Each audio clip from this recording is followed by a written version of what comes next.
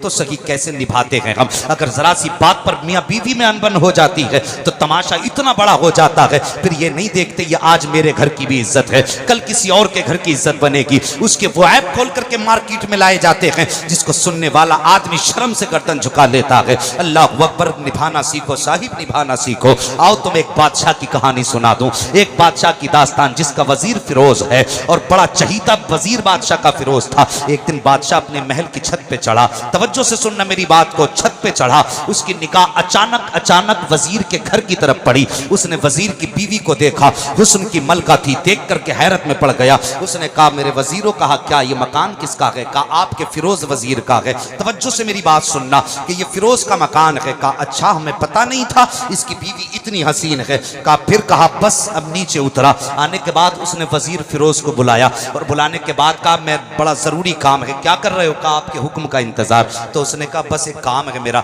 ये मेरा खत फला बादशाह के पास लेकर के चला जा और उस वक्त तक वापस मत आना जब तक ये काम ना हो जाए। इसको तो टालना था वजीर को। इसने वजीर को रुखसत किया और कौम की बेटियों इज्जतों की हिफाजत करना सीखो। आज जरा से पैसे के लालच में आकर कौम की बेटियां इज्जत का सौदा कर बैठती हैं, जरा से लालच में आकर के अपनी आबरू को बहा दिया करती हैं। देखो कैसी कैसी बादशाहें बीवियां हुआ करती थी। जैसी वजीर निकला है घर से, बादशाह को मौका लगा। बादशाह आया और शाम दोपहर का वक्त है, आकर के वजीर के घर में बैठ गया। वजीर के घर में आकर के बैठा। उसने वजीर की बीवी ने देखा बादशाह आया है। कहा बादशाह सलामत, कहिए कैसे आना हुआ, क्या खिदमत की जाए? हम तो आपके गुलाम हैं, हुक्म दो। तो बादशाह ने कहा था आज तुम हमारी खिदमत कर दो, हम तुम्हारे यहाँ पे मेहमान बन के आए हैं, हमारी खिदमत करो, हमें खुश कर दो। इतना सुनना था। औरत उसका मिजाज समझ जाती है, वो मुस्कुराई नहीं थी बादशाह की बात सुन करके। उसने ये नहीं कहा था ठीक है मैं राजी हूँ तू बादशाह है, बल्कि कहा क्या था? उसने कहा बादशाह हम आपकी रियाया है, जो चाहो आप फैसला कर दो, हम तुम्हारी हर बात मानने के लिए तैयार हैं, लेकिन मेरी दो बातें सिर्फ सुन लेना, उसके बाद तुम्हारी हर बात मानी जाएगी। बादशाह बड़ी खुशी से बैठ गया। कहा बताओ क्या बातें कहना चाहती हो? उसने कहा था बादशाह मैंने अपने बुजुर्गों से सुना है, हमारे बुजुर्गों ने कहा है कि शेर कितना भी भूखा हो जाए कभी मुर्दार का शिकार नहीं किया करता है। कहा ये पहली बात है कि शेर कितना भी भूखा हो जाए मुर्दार का शिकार नहीं किया करता है। और दूसरी बात हमारे बुजुर्गों ने ये कही है कि मालिक कभी कुत्ते का झूठा नहीं खाया करता है। अब आपकी मर्जी है, हुक्म क्या है? इतना सुनना था। बादशाह ने जूते छोड़े, भाग लगा दी, शर्म से गर्दन झुकी बादशाह की। अल्लाह अकबर, ये पारसा थी, तोड़ करके अपने महल के अंदर चला गया।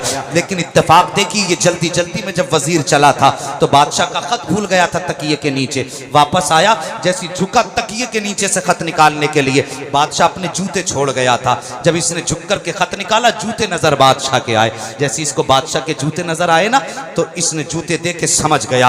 और समझने के बाद इसने अपनी बीवी पर कोई लान तान नहीं किया था, अपनी बीवी को गालियां नहीं दी थी। और जवानों एक बात अब यहीं ठहर के तुमसे कहना चाहता हूं, कितने गलत मैसेजेस हमारे घरों के मोबाइलों पे आ जाते हैं। हो सकता है किसी से धोखे से मिस कॉल आ जाया करती है, तो जरा से गलत नंबर के आ जाने की वजह से कितने बाप की बेटियों को बेघर कर दिया जाता है। किसी के गलत फोन के आ जाने की वजह से औरतों को तलाकों पर तलाकें हो जाया करती हैं। एकदम तलाकें मत दिया करो, थोड़ा सा यहाँ पे हाथ रख करके सोचा करो, हर चीज की तहकीक किया करो, उसके बाद आगे बढ़ा करो। अगर किसी ने गलत नंबर से मिस कॉल कर दी हो तो तुम तलाक देने पर उतर आया करते हो। तुम्हें पता नहीं है यार, जब किसी की बेटी को तलाक होती है तो उसके बाप के जिगर पे क्या गुजरा करती है। हमारे समाज में कितने लोग ऐसे हैं, अगर बीवी बेटी को जरा सी तकलीफ होती है तो भाई कहता मैं तलाक दिलाने के लिए आ रहा हूँ, बाप कहता हम तलाक दिलाएंगे। और कुछ लोग तलाक दिलाने को बड़े इज्जत का काम समझा करते हैं। शर्म किया करो, बेटी के घरों को बर्बाद ना किया करो, बेटियों के घरों की नीलामी ना किया करो। अपनी बेटियों की आबरू की हिफाजत करना तुम्हारी जिम्मेदारी है।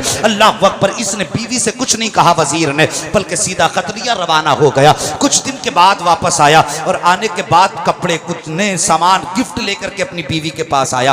बीवी ने कहा क्या लाए हो? कहा बादशाह ने जो इनाम दिया था उससे आपके लिए नए कपड़े खरीद के लाया हूँ। कहा बीवी ने कहा नए कपड़े? सुभान अल्लाह, पहले से थे? कहा और ले आया हूँ।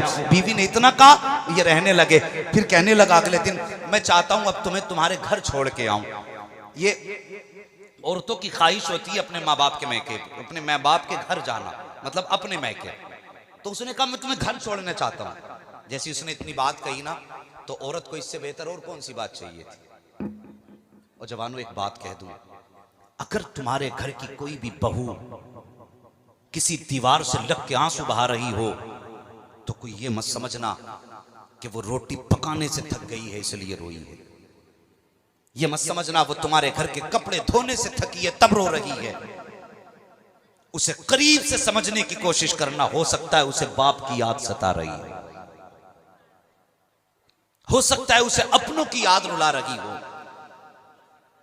हम में कितने तो ऐसे हैं शादी के बाद पलट के बेटियों को देखते तक नहीं,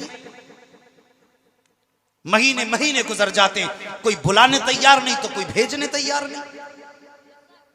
अपने समाज को आप देखिए, अगर किसी की बेटी दीवार से लग के रो रही तो कंधे पे हाथ रख के पूछना, मोहब्बत से कहना, कहीं तुझे बाप की याद तो नहीं आ रही।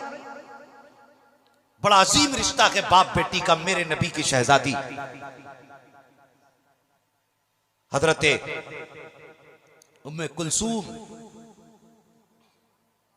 जब आपने हिजरत फरमाई हबशा की तरफ, हिजरत करने लगी, तवज्जो से सुनना, तो आप अपने सामान की गठरी बांध के लाए और मेरे नबी को पता चला बेटी जा रही है हिजरत करके। अल्लाह अकबर, मेरे सरकार ने अपनी जगह छोड़ी, बेटी को रुखसत करने आए और बेटी के करीब आए मेरे सरकार। आने के बाद बेटी के हाथ से सामान की गठरी ली और लेने के बाद मेरे नबी ने अपने सर पे रखी। बात समझ रहे मेरी? नबी ने बेटी के हाथ से गठरी ली, अपने सर पे रखी। बेटी ने कहा था, बाबा ये गठरी आप उठा रहे हैं, ये मेरा वजन है, मुझे दे दें। मेरे नबी फरमाते, नहीं बेटी, ये मेरी बेटी का बोझ है, इसे मैं उठाऊंगा। सहाबा ने कहा था, आका हम हाजिर हैं, हमें दे दीजिए बेटी का बोझ। मेरे नबी ने फरमाया, नहीं सहाबा, सिर्फ बेटी को रुखसत नहीं करना है, बल्कि कयामत तक आने वाली उम्मत को सबक सिखाना है कि जब बेटियां बोझ लेके चला करें तो वो बोझ उनका नहीं होता है, बल्कि वो बोझ आगे बढ़ के तुम उठा लिया करो। इसलिए कि जब बाप चले जाते हैं तो फिर बेटियों का बोझ उठाने वाला कोई दूसरा दुनिया में नजर नहीं आया करता। बेशक, सुभान अल्लाह, सुभान अल्लाह। मेहरबानी करो, बेटियों के साथ अच्छे सुलूक किया करो। और जवानों, आगे बढ़ के तलाक तलाक मत कह दिया करो। तुम्हारे 3 तलाक कह देने से तुम्हारा कुछ नहीं बिगड़ा, तुम भी रोते हो खून के आंसू फिर, और बेटियों की जिंदगी भी 2 बार होती है। तो लिहाजा किसी भी गलत फहमी की बुनियाद पर डायरेक्ट बीवी को तलाक मत दो, उसे छोड़ने की धमकी मत दो। ये मेरी बात जहन नशीन करना। बादशाह गया, वजीर आया, जूते दे के गया, तोहफे लेकर के घर आया। जब तोहफा लेके घर आया ना, वापस आ गया, तोहफा लेकर के बीवी से कहने लगा, तुम्हें मैं के छोड़ना है। बीवी ने कहा, बड़ी खुशी की बात है। तैयार हुई, चली गई, कुछ दिन रुका, छोड़ के बीवी को आ गया। देखो हालात कैसे संभाले जाते हैं, हालात कैसे संभाले जाते हैं, ये बड़ा जरूरी है।